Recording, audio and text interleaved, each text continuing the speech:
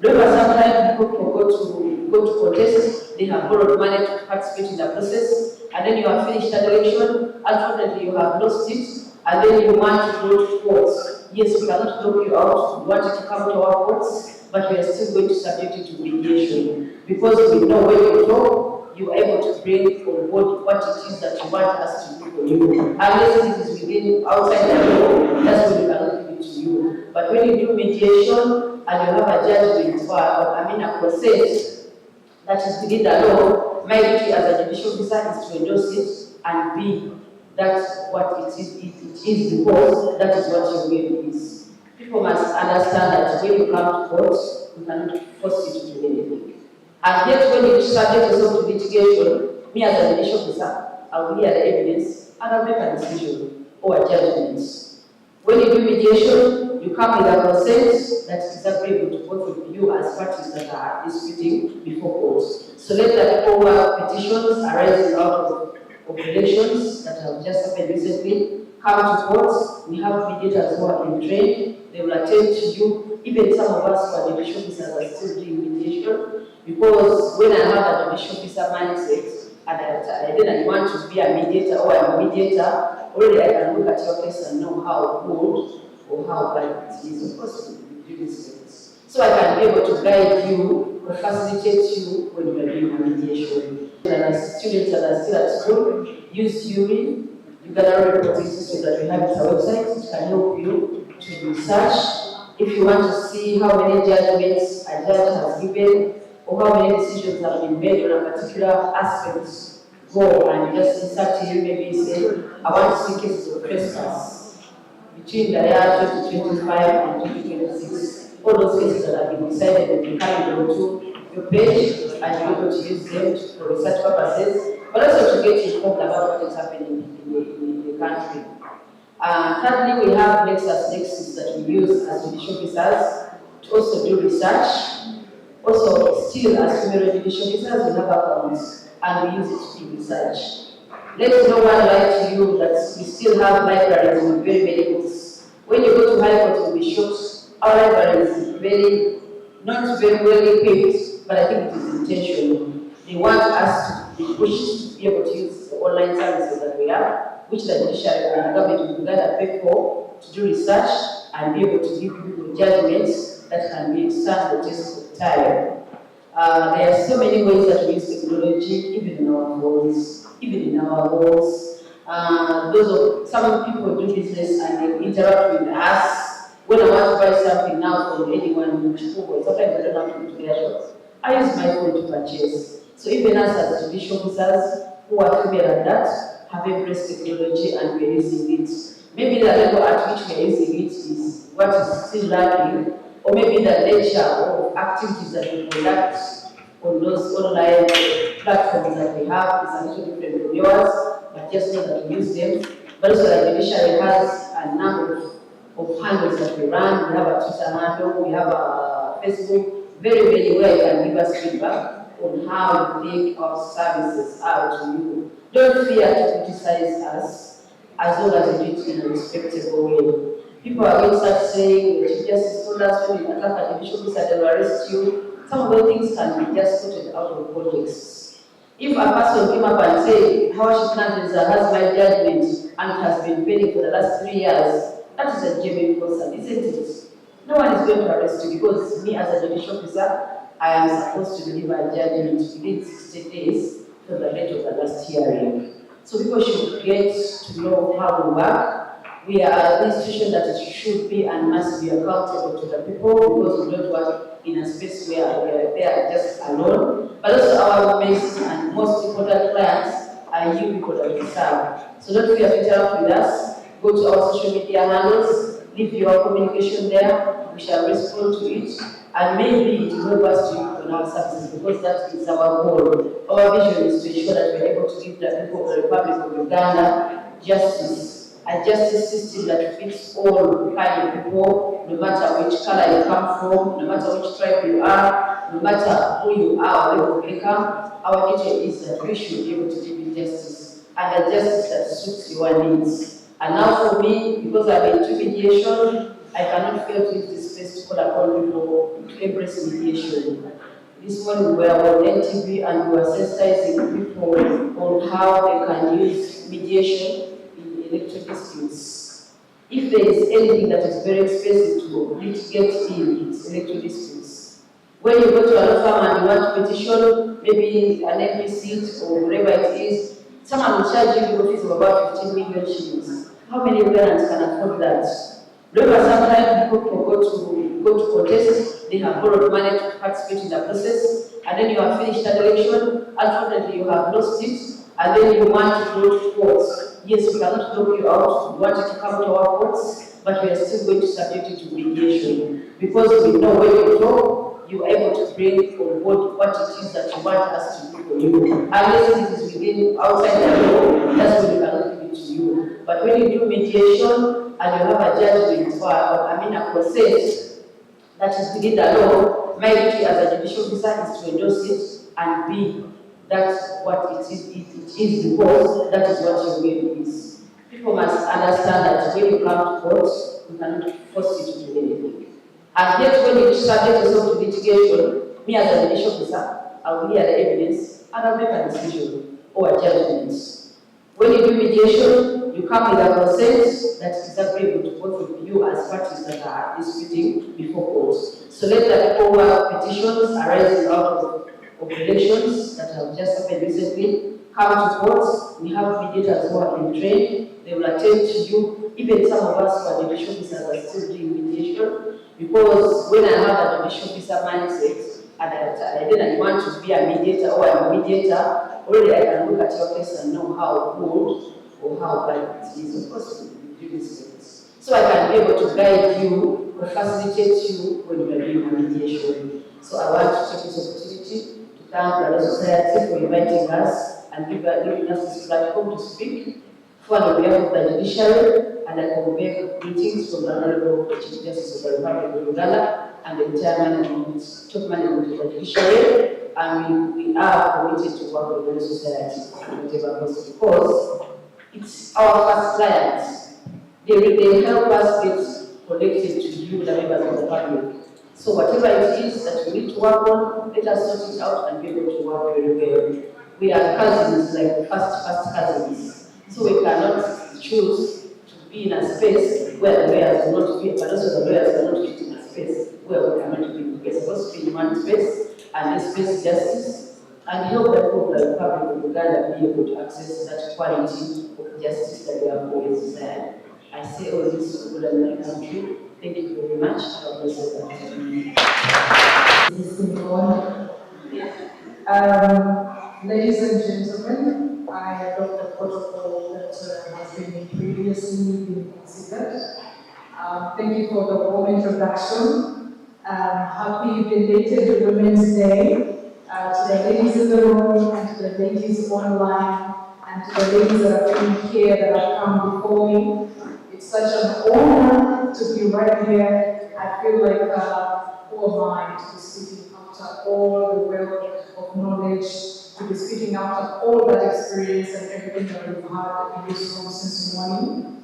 And I also would like to take this opportunity to appreciate the Uganda Law Society, especially the President for considering us to be in this room, to take part in such conversations. I just want to say that we don't take it for granted, and we appreciate that you would look at all those people that are out there and say, those are the people that we're considering to have. So thank you very much.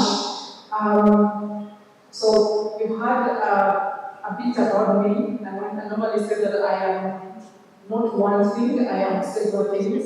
And my background is in media and law, as you have been told. I started off on radio and TV, and I gallivanted there for some time. So after university, while I was doing my law degree, I was approached to contribute to a radio station. It was the Uganda station. And my Uganda was not Uganda then. At least now I can hold the conversation, but then it was hard. But they told me, just come and be around, we'll give you, partner you with someone who speaks English. And so you said that Uganda, you know, and then this brother is free.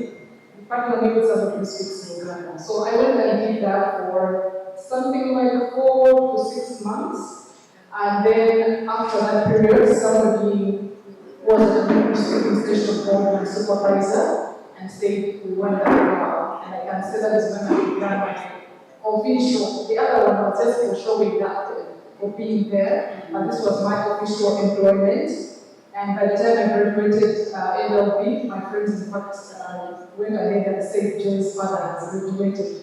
Because I was just studying it for the sake of I have to finish this course, but I was in media completely doing, talking to the mic, getting video speaking. And if you had come to me then and told me that after all that gallivanting, I would come back and be a lawyer, I would laugh so hard at you. Because I was telling my friends, damn, you guys go and suffer, go and do your own things. This is my field. And you guys went and did that, and the last radio I was studying, I went to radio one, then I had to travel, then I got back and I was at studying, and then I was also anchoring news at some point. See me here, right? I also did news. Yeah, so today I want to share about the links that have made me, that have built me, okay? That is my story.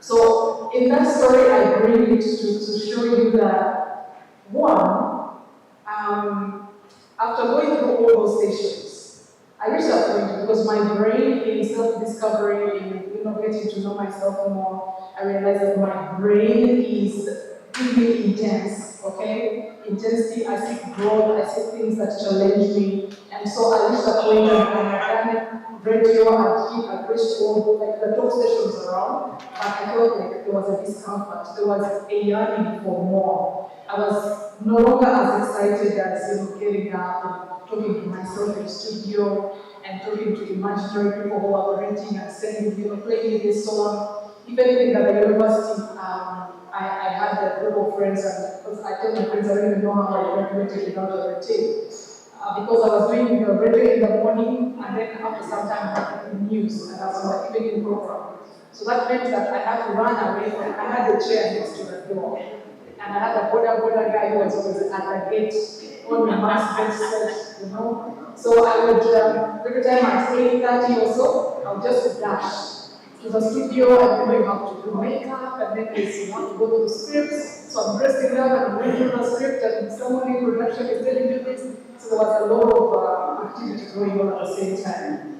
But I would come and bribe my friends and say, now, when you discuss for me, I'm going to send you greetings and I'll play them. And when someone is saying, I want to send my greetings to Zubeda, imagine like thousands and millions of people are listening, and like, you guys, they would gather, the guys, listen, tune in, this is my friend on air, and she's sending greetings from the one, I have her number, it's here. So I was the person. And somehow that worked for me because when I sent greetings to them, that means over the weekend when I was free, I was being caught up on everything. And I used mostly the tools they always gave us as a break to catch up on whatever I would have posted and go and see those exams. The links are really, ladies and gentlemen. And then, fast forward, while I was doing that, I was also volunteering in a charity organization. Because among the things that I love children, I love women, I love community development, and I love to see a person tapping into who they are. There's recognizing magic or God in somebody, but they do not see it. But then the ability to see that someone is tapping into their strength of what they can, they actually living it up, for me it gives me so much joy. It also accounts for the mentorship that I'm doing in several universities for young lawyers at the moment. So speaking to where I left you, so COVID happens. I've been volunteering at a charity organization, but I think what the season of the charity organization had fizzled out. And so they leave me hanging, but I'm still passionate about doing the outreaches, I'm still passionate about supporting those communities. And a friend who had seen me always share about, here we're doing this, well, today we fed this family and this and that. They reached out and said, hey, Joy, I've seen you passionate about charity work, and they were saying in Gayaza, and they said, I've been moving around, and I noticed there are several women, several families, children, they're sleeping hungry. Their husbands are either border riders or something, there was no movement. And she said, I don't know, but could you just partner with me and we see how to raise money and maybe feed like some families. So she gave me the idea, and my brain being the intense brain, I can actually go see from her of what to do. Just give me intensity and I'm good. So I pick up her idea and I sit with it and I say, okay, I think if we pick like 50 families, that will be it, etc. And then I start crowdfunding because radio, the background in India, I given me the numbers. And so I get on there and I ask people, I message everyone in my contact list, and somehow they contribute. But the contribution was not counted. It came in towards the last bit, and as the people managed to feed like 5 people, maybe that will do. But cutting the story short, at the end of the day, I raised enough money that fed over 300 families in Gaza. So we were able to feed 300 families. And then my friend said that because I'll just get on my socials, I love accountability as well, and say, hey, we received this kind of money, we share the flyer, we say we need moisture, we need beach, we need all that rice supply to our families. So this is what has happened. And for those that gave him a particular chunk of money, get receipts and say, here we are. And so someone saw me do that and they said, but you've been singing this thing. Now this is huge, you better come up with something and register, like a charity can do it. Because you see there, I'm not on radio, I'm not backing, I'm just there. But charity is what comes close to me. And so I go ahead and register as far as the foundation, this is my charity, 5 years old now. I register it, and from then, I actually go ahead and meet, when they broke off the, what was it called, the lockdown, my friend says, come and see the women that you supported the family. So I visit them, and they're happy, and there's a lady, there's a child who was disabled and she had been defiled, so she got pregnant, and she was at the hospital, the mother didn't, she didn't know what to do, but we raised money and she was able to, I also got her maternity kit and all that, so she carried safely, she got all the checkups, and she delivered the baby, and the baby right now is like, as old as the organization, around 5 years old. And so when I went and interacted with those women, and later the people were like, Auntie Joy, they're doing that, maybe they don't reach Auntie Joy, I go with time. I don't so say I'm with 10K, you know? So those are the problems. Wow, abroad, Australia. And so I figured, okay, so how do I empower them in a way that is sustainable? And so I get back to the drawing board, I say, what if we start up small businesses for these people?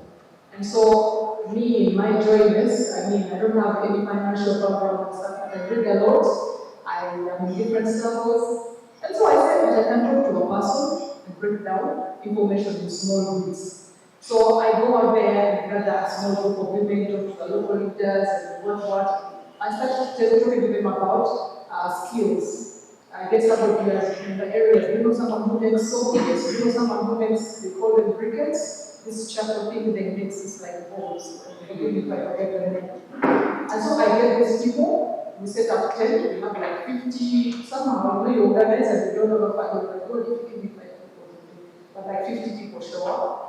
We train them and skill them, and I'm thinking, okay, now you know when you get money, please go and do that, because I didn't expect to get funding to be able to facilitate like them to do work. But I post pictures and say, we had this group of women, this is what we did, we have trained what we out there, we got somebody who has partnered with us. And so for 3 years, we paid rent, housing for these people. But one of those ladies went ahead, for all the time we were paying rent, she saved money and went and bought land. You know, and so she was like, Auntie Joy, can you come and see? You know, she was happy. And they know that I really celebrate them so much. If they've given us any of them are saving money, because those are some of the things that we've been teaching them, of course, I'm legal literacy. And so I go and I ask her, okay, this is good, but do you have an agreement? She gives me the agreement, only to realize that she had her land registered in the names of our children. You know? And so I asked her, do you know the implication of this? So I told her, Auntie me as a symphony, so I might die soon. And so I was worried that my children's property might be taken by relatives or whatever. And so this is what I did. And so I tried to have this conversation and say, you know, tomorrow if something happens to you and you need a loan, or you need to sell this land, you know that you're never able to do that because now you're right now, and you need to go through the court processes. And she was a little bit taken back because she did not know. Yeah? And so in doing that, I just said, if she didn't know, maybe other two women out there on the internet somewhere might not know. And so I recorded a legal tip. That was a very, very personal legal tip. And I was talking about, you know, the impact or implication of registering your name in your property in children's names. And I just shared that thing simply on the internet, and it broke the internet. It was all over the place, and because I shared it on a Friday, and moreover, I'm an introvert, and so I don't like putting my face out there. I don't. Radio was good because I'm in studio, it is closed, I have a microphone, and so it was good like that. But then after recording this legal tip, and it went out there, my plan was not to continue doing legal tips. But the demand was too much because then people started asking for more, and that gave birth to Friday legal tips that I do. And if you check out on social media, you will see that is some of the work that I'm doing. And I have conversations with people, the things that they ask, you know, things that you think are basic because maybe we studied the law, because this and that. I did not mention, guys, I went back and did my law this week. Okay, I'm fully qualified. The time is just too brief there. So I am qualified. So I'm just telling the story short to let you know that those little the links that have made me somehow everywhere episode of my life has led me to where I am at the moment. And today I founded the African Institute for Law and Media Studies. Why? Because I wanted to do something with the skill that I have. I was asking myself, what do I do with this knowledge of the media? Because I'm so passionate about communication of the media.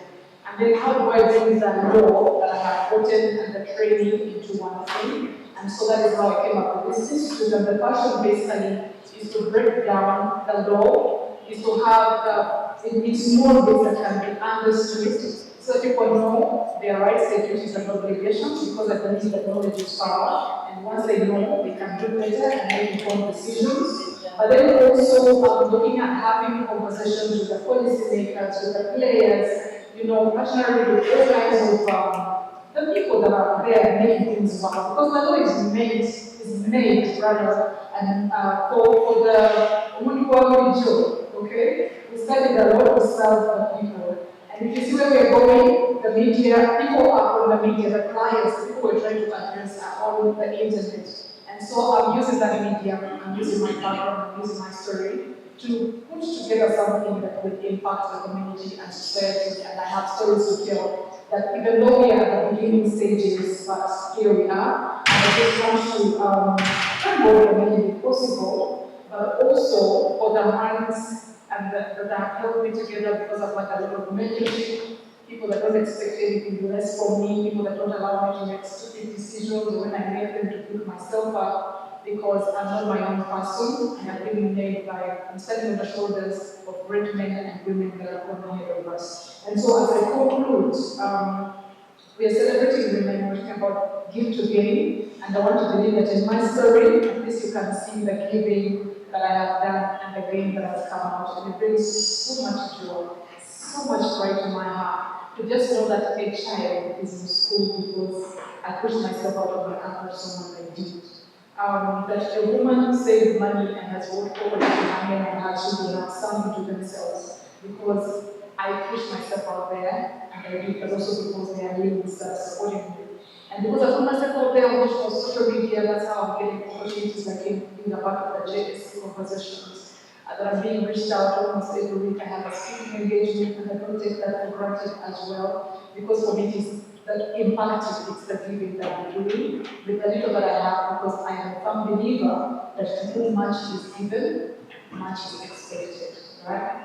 And so I want to challenge the ladies, the women out there, to get up out of themselves, to allow to be engaged in social programming. This is from a point that I got of one of the women platforms, acknowledging where what it is coming from.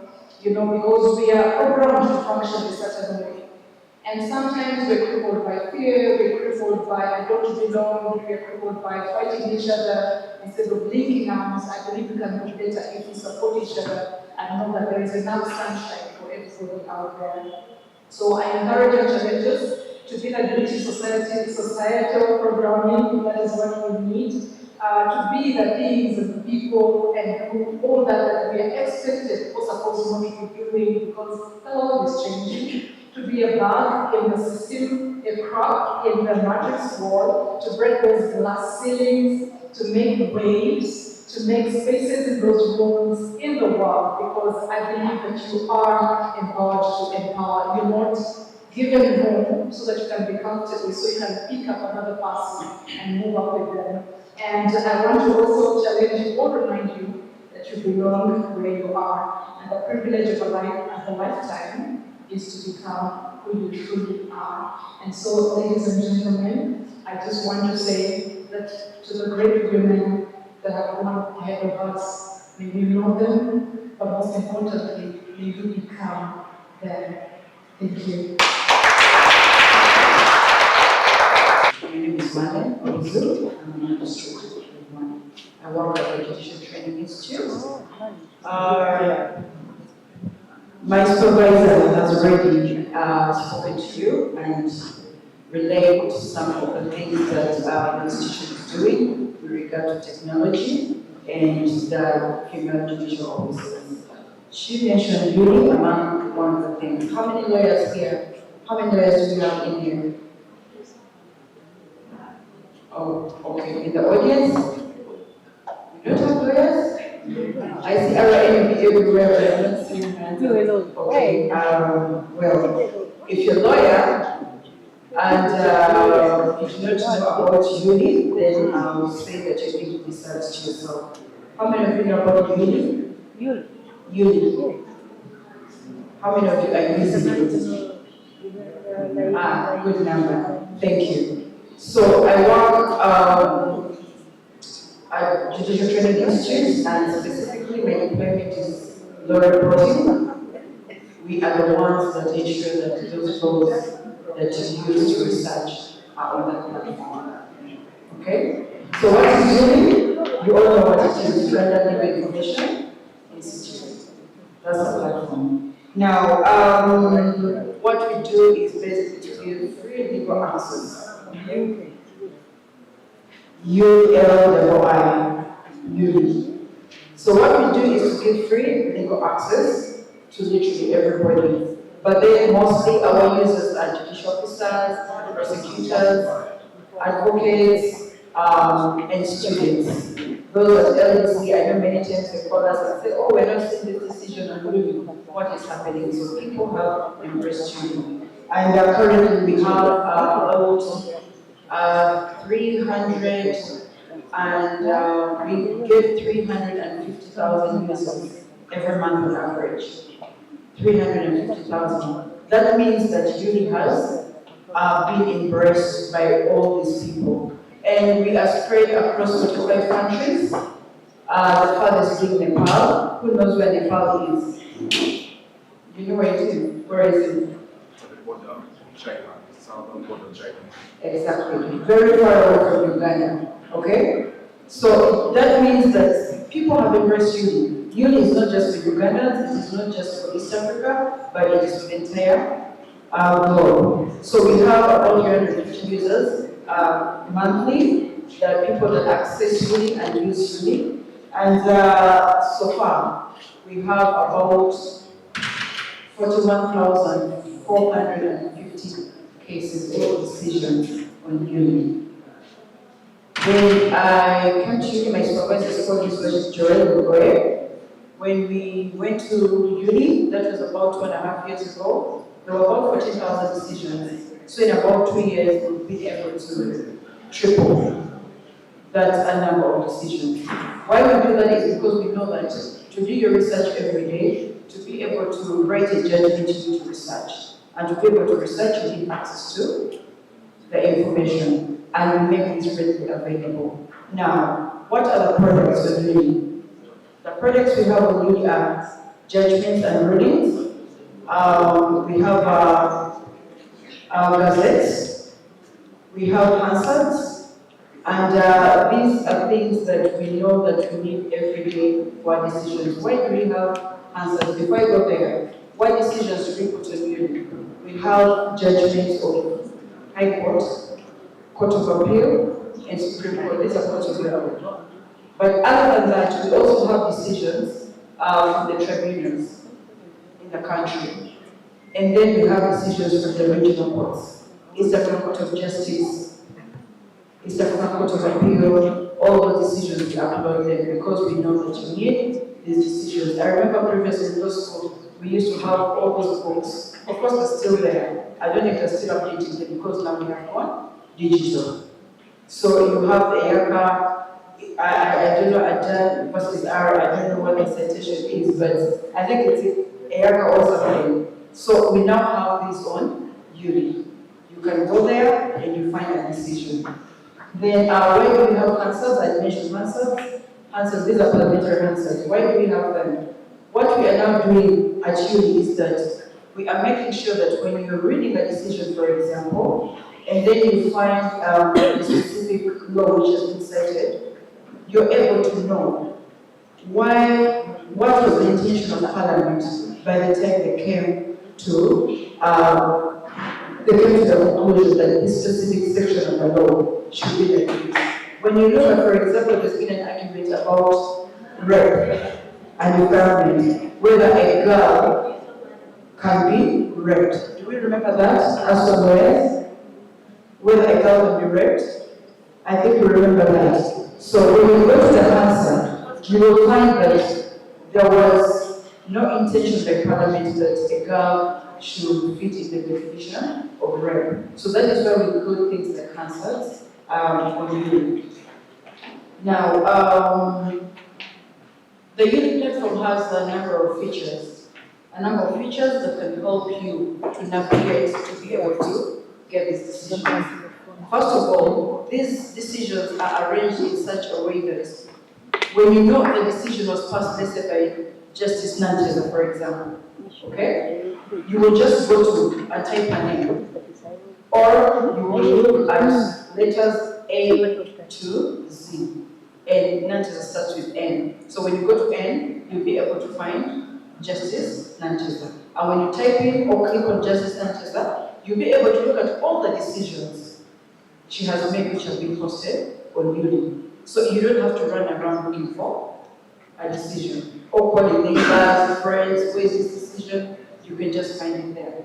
Number two, these decisions are categorized according to the years that they have been delivered, the judgments especially. So when you know this decision was delivered in January 2026, you can go to 2026, click, and it will bring for you all the decisions that were delivered in 2026, and you're able to find the specific decision that you're looking for. And then also we have other features like where you want to make a comment. For example, like I said, we use these decisions to make research. So when you're making research, sometimes you want to make notes, isn't it? When at LDC, you would highlight it by highlights, and you highlight a whole paragraph. Now on Uni, you have an option where you can write comments so that you do not lose that particular text that you want to refer to later. So you can make that comment and save it. And when you save it, even when you come back 1 month after, 6 months after, a year after, you will still find that comment there. So this helps you with your research. Instead of getting papers and highlighting things, or there used to be those stickers also that you write on. You no longer have to do that with Uni. You can just keep a comment there and you can refer back to it when you have the time or when you now want to make use of that particular decision. And then what you also do, for example, for legislations also, now we create, when you tap on a legislation, that is a Penal Code Act, on your left it will give you the table of contents. So instead of looking through the whole act to see where is this specific section, you just click on the table of contents, and if it's a specific, let's say you want to know aggravated development, you just type in aggravated development, it will